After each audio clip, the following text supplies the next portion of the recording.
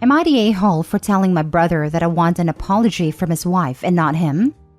My 11-year-old son goes to a skate park after school with his friends, who include his cousin/my nephew Jack, who is also 11. I went to pick up both boys when I saw a crowd of kids by the fence. I went over and asked what was so interesting, and they pointed to a snake. Not just a snake, but a rattlesnake. They had never seen one before, maybe outside a zoo, and I assumed they were trying to get it to strike because they didn't think they'd get bit.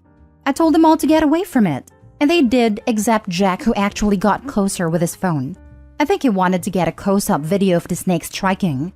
I yelled at him to get away and he told me to hold on, so I took him by his arm and pulled him away. He gave me this angry stare. I told him, WTF, that snake could kill you. And he just gave me the silent treatment until his mom picked him up. Then 20 minutes later, she called me up in a rage about how I grabbed him, and did this and did that, and hurt him, etc., and that I'm not his dad. I asked her if her sweet angel told her about the rattlesnake that he was provoking. She said, what snake? And I just hung up. She called up again and said that I still owed her and Jack an apology for handling him. I told her to shut the heck up and check his phone and see if I did any of that stuff, as his camera was recording everything. An hour later, my brother called me up and said what Jack did was stupid and he was happy I was there, but I still owed his wife an apology for telling her to shut the heck up. I said I'm not apologizing for nothing, at least until she apologizes to me for coming at me sideways twice. He apologized and I said not acceptable. She needs to apologize. Now for the top comments. Not the a-hole. I don't think you did anything wrong. If you didn't end up helping Jack, he would be snake pool right now. You're right to demand your sister-in-law for an apology. I mean, no rattlesnake can eat a human, so that's a silly suggestion, but otherwise right on. You're completely in the right here. Your brother demanded you apologize for dismissing a false accusation, so you're definitely not the a-hole for insisting she apologize for false accusations. He wants to avoid drama in the family? He should have handled the entire convo with you from the beginning. She comes in hot, she can be embarrassed. She also needs to thank him after the apology. The bratty nephew should have to apologize to his uncle for lying about the incident, and also acknowledging that he was in danger. Then thank uncle for probably saving his life, or at least saving him from the trauma of a snake bite and subsequent anti-venom treatment. Or to give up his rides home from the skate park. Not the a-hole. I had a somewhat similar experience when I was in grad school, waiting at a bus stop, and a little boy jumped into the street for his toy, right in front of the bus. The bus wasn't going to stop for another 10 feet, so I grabbed him by both shoulders and jumped back and we both fell onto the sidewalk, but clear of the street and the bus. His mother, who was about 30 or 40 feet away, ran up and started screaming her head off that I'd attack her boy. I suspect she'd have gotten violent with me if there wasn't a small group of folks who were helping us up and making sure we were okay. Someone, maybe bus driver, told her that her boy might have been dead instead of having a skinned elbow. She still didn't apologize and just turned her anger on the bus driver, who she accused of trying to kill her boy. It really was something else. I left my name and number with the bus driver in case that woman made a complaint like she threatened, because the driver hadn't done anything wrong either. I'm glad you had a group of people to back you up. Stories like yours are exactly why I say being a parent does the opposite of lend you credibility. I almost feel for that mom, because it's like she physically couldn't reason in that moment. My child was hurt, was overriding her brain function, and she had to point blame with her only consideration being where to point it. Next story. Am I the a-hole for wanting to spend time with my wife instead of babysitting my little sister? I'm 24 male and my wife recently had our 5-year anniversary. We had planned to go to a nice restaurant, then ride in a hot air balloon and then go to a lake and relax. I was going to buy her flowers and all. Then out of the blue, a day before my anniversary, I get a text from my mom demanding me to babysit my sister for a week, while she and my dad go visit my aunt who recently got diagnosed with leukemia. Now, I love my sister. We're 18 years apart, but are still closer than ever. She has a bit of a mental challenge, but otherwise is a pretty normal kid. I was debating whether to say yes, but I didn't want a kid in tow while I was having a date with my wife. So I politely declined and didn't get an answer. So I thought it was okay. The next day we're at the restaurant when my phone starts buzzing like crazy. I check it, and it's filled with text from my mom and dad. They're calling me all sorts of things and saying that they showed up at my house, only for it to be empty. They're now ignoring me when I write to them and I haven't gotten an answer. Am I the a-hole? Edit. My sister is currently staying with a family friend who we've known all our lives. The friend has 2 kids who are very close to my sister. The family friend said she wouldn't mind keeping her for the week as she gets a break from her twins and encouraged me to relax. My aunt is not in critical condition. She is doing fine. She also lives far away and it takes a couple of hours to get to her. Not the a-hole. This is ludicrous. Whose child is this? One day before my anniversary, I get a text from my mom demanding me to babysit my sister for a week while she and my dad go visit my aunt. They need to understand that this is not how things work. One thing I don't see anyone pointing out is, in Opie's edit, they say the aunt isn't in critical condition. If there was no rush, why did his parents choose the exact date of his anniversary to go out of town? They could have easily waited a couple days when Opie's anniversary was over. I get the impression he would have had no issues in watching his sister for the week. It's a human reaction, much like people rushing to see people on their deathbed when you otherwise haven't bothered for a decade. When someone gets a bad diagnosis, people want to visit immediately, even if that's not necessarily helpful. I know people who hide diagnoses for that reason, because there's a feeling time is running out. Entirely possible that in the instinctive panic they forgot the anniversary. If the parents had an honest miscommunication when they were worried, that wouldn't be an a-hole territory. But they're blowing up at Opie when he texted them a polite decline is firmly in a-hole territory. Worst case, they ignored his polite decline and were intent on dropping her off anyway, which is firmly a-hole territory. In either case, his parents are the a-holes. Not the a-hole. You had plans. You politely declined, with notice. You're not your sister's keeper. It's on them to find a sitter and they had plenty of time to do so, but they failed to do that. I hope you had a lovely anniversary in spite of it all.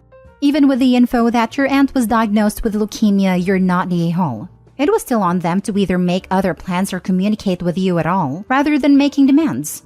If they chose to go just one day later, then you could have decided if you'd be willing to keep your sister for a week. There were workarounds and other options. They just chose to ignore all of them. They're calling me all sorts of things and saying that they showed up at my house, only for it to be empty. The fact that you're even asking if you're the a-hole combined with the above suggests them ignoring your answers to them asking you for something probably isn't that new.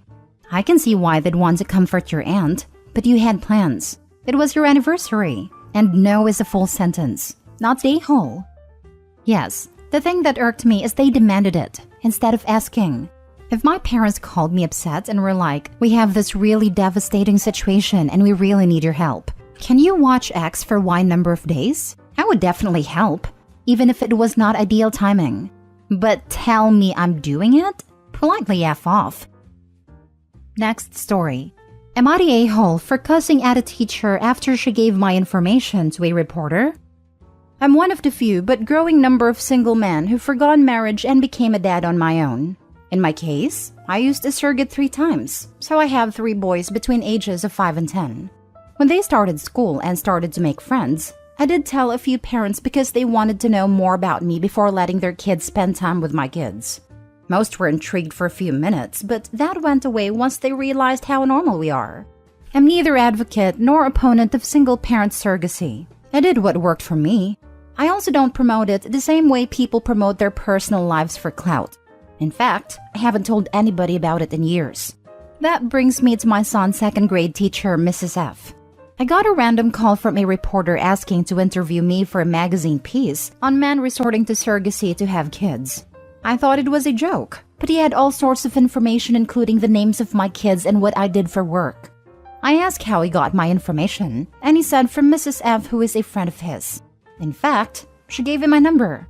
I was pissed. The next day, I told Mrs. F about a call, and she said it would be so exciting to be in a magazine and online. I asked, why the heck did she put my personal life out there? That's a total betrayal. She said she didn't know I'd be that upset and simply thought that I'd be open to it. I told her that I didn't tell her my business, let alone give her permission to spread. She didn't say anything, so I called her a freaking moron who needs to grow the heck up.